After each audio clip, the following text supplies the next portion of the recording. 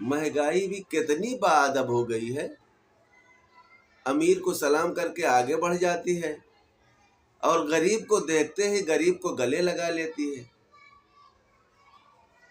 कहा जाता है कि सब कुछ कंट्रोल में है, बस दाल, आटा, तेल, गैस और बिजली यही महंगी है, इसी पर कंट्रोल नहीं है।